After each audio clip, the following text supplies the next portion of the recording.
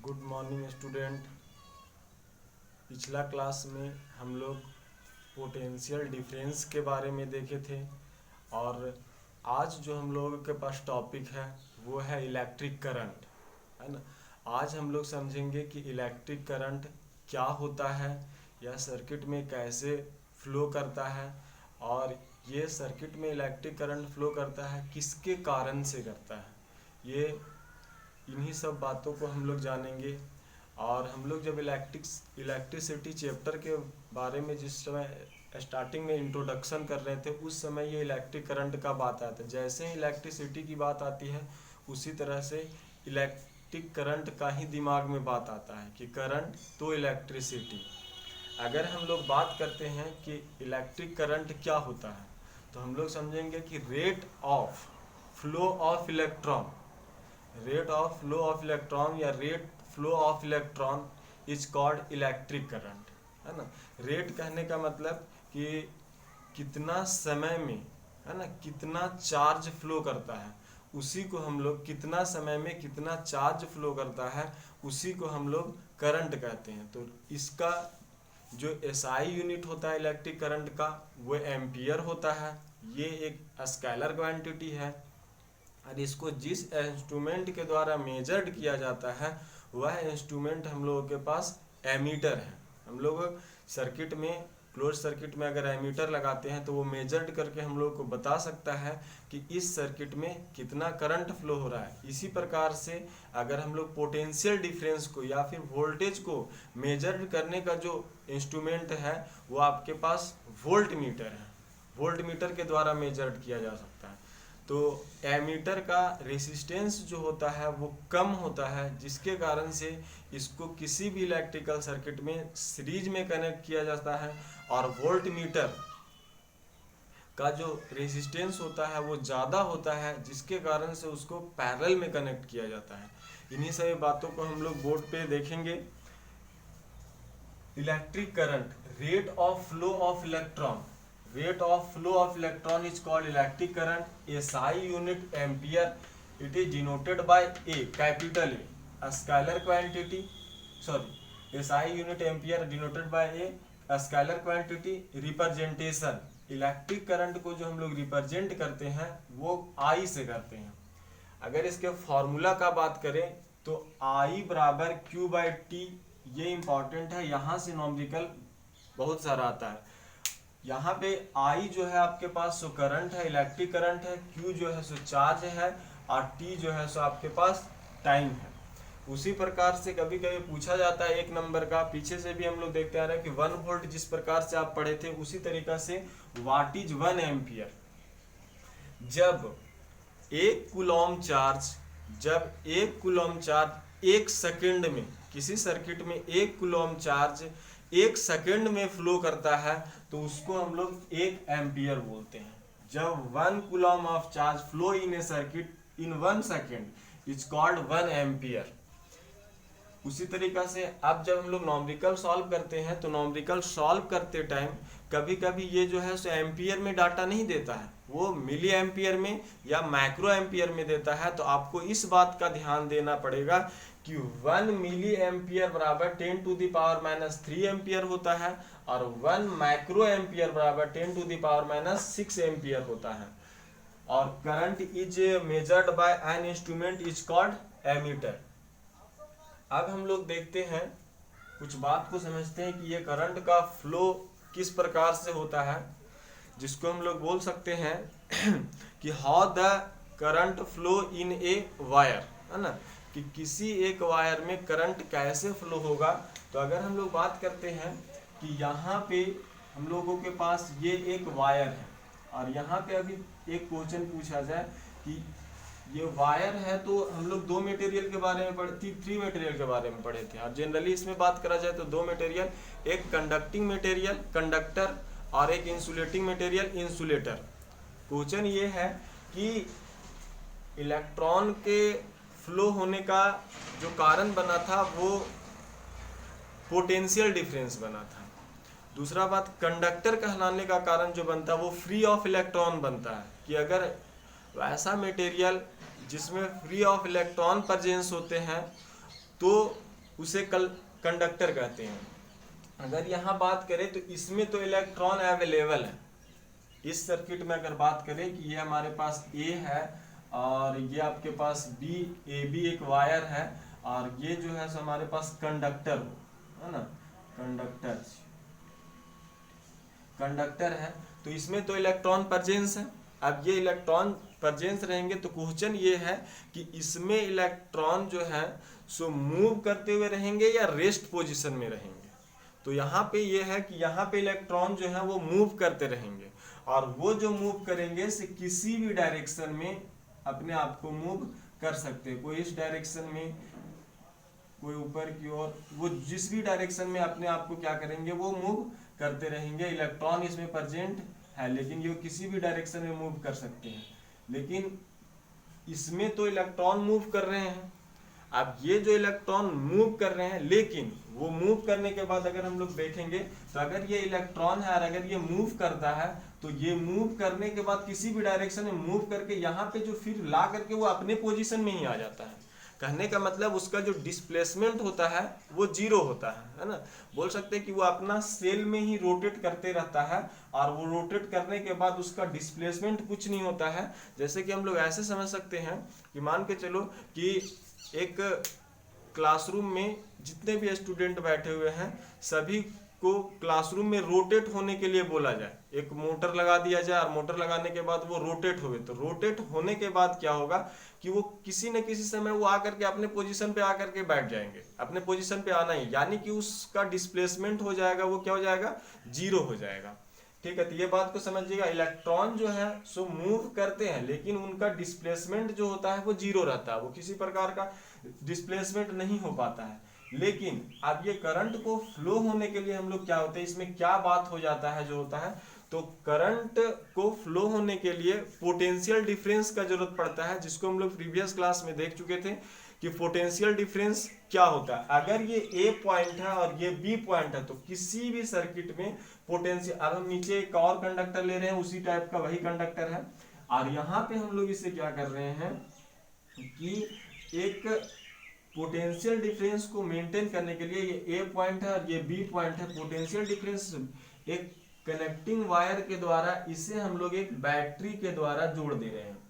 अब ये बैटरी के द्वारा जोड़ दिया जाता है इस पे, तो ये जो अगर मानते हैं कि ये 5 वोल्ट का बैटरी है तो ये प्लस चार्ज और ये माइनस चार्ज, और ये प्लस चार्ज और माइनस चार्ज है तो यहाँ पे इलेक्ट्रॉन फ्लो करेगा। इलेक्ट्रॉन फ्लो करने का मतलब क्या है कि ये इस पॉइंट, अगर हम बात करें ये पॉइंट और ये पॉइंट के बीच में, तो ये दोनों पॉइंट के बीच में पोटेंशियल डिफरेंस जनरेट हो गया है। पोटेंशियल डिफरेंस जो है सो अलग अलग है इन पॉइंटों पे और वो पोटेंशियल डिफरेंस का गैपिंग जो है सो 5 वोल्ट का है।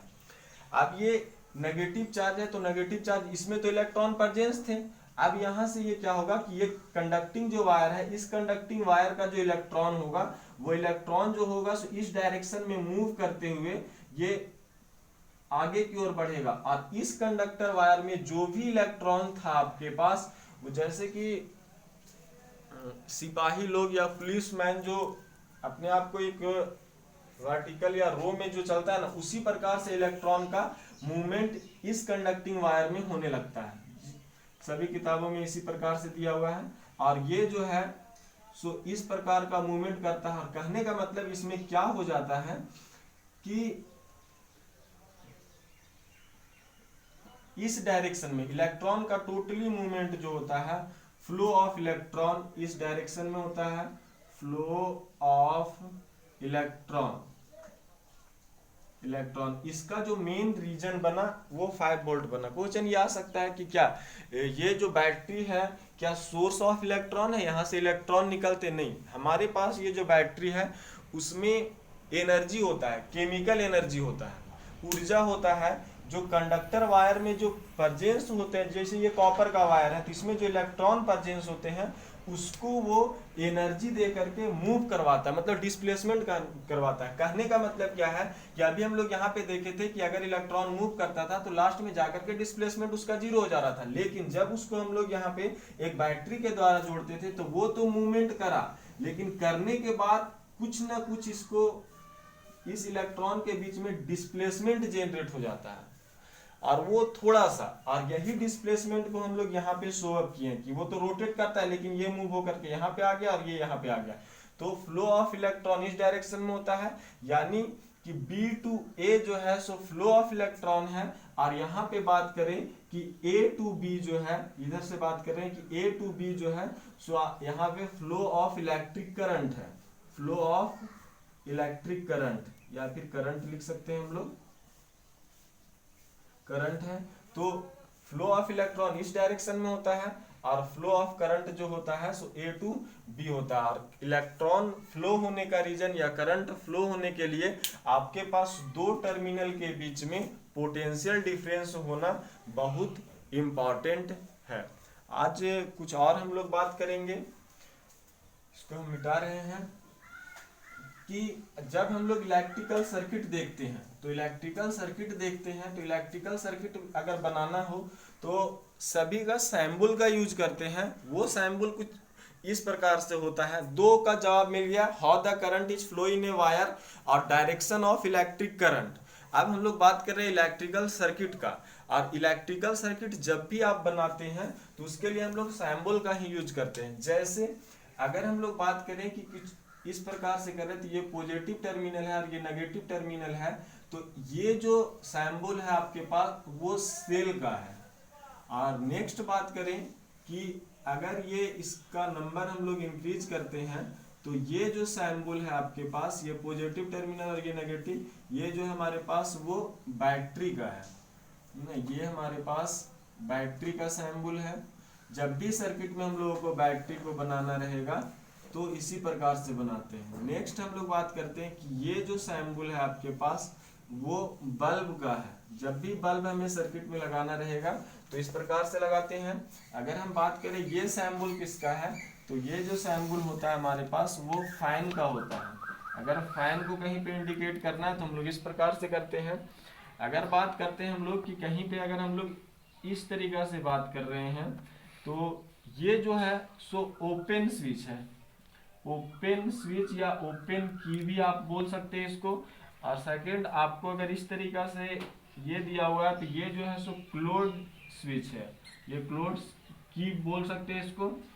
बट हम लोग ये समझते हैं कि अगर हम लोग वोल्ट मीटर, अभी देखे थे कि सर्किट में हम लोग क्या कर रहे थे कि वोल्ट मीटर और एमीटर का बात कर रहे थे, तो वोल्ट मीटर का जब भी आपको सैम्बल देना हो सर्किट में तो ये पॉजिटिव टर्मिनल और ये नेगेटिव टर्मिनल, ये जो होता है हम लोगों के पास वो वोल्ट मीटर होता है।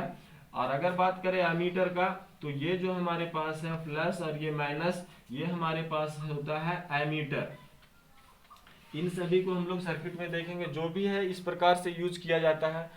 आगे अगर हम लोग देखेंगे कि रेसिस्टेंस, तो ये जो होता है वो फिक्स्ड रेसिस्टेंस है, जिसको हम लोग प्रतिरोध, जो आगे नेक्स्ट क्लास में हम लोग इसको देखेंगे कि ये क्या चीज होता है रेसिस्टेंस। और अगर नेक्स्ट बात करें तो एक और आता है जिसे हम लोग रेसिस्टर बोलते हैं। इसका जो सैम्बल होता है सो कुछ इस प्रकार से होता है, ये रेसिस्टर है आपके पास की।